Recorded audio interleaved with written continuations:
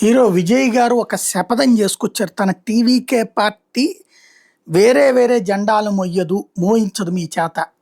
మనం ఒంటరిగా పోరాడుతున్నాం. మిమ్మల్ని వేరే పార్టీ జెండా మోయనివ్వను.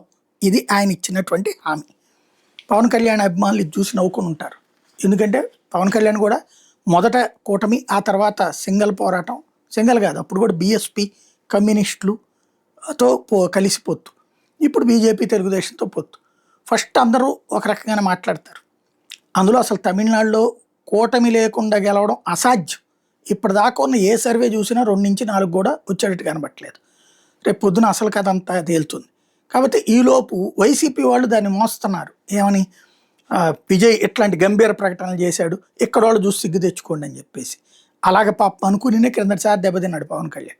అలా కాకుండా మనం ఎవరితో ఒకరితో కలిసి వెళ్తాం బెటర్ అన్నాక ఇప్పుడు కంఫర్టబుల్ పొజిషన్లో ఉన్నాడు.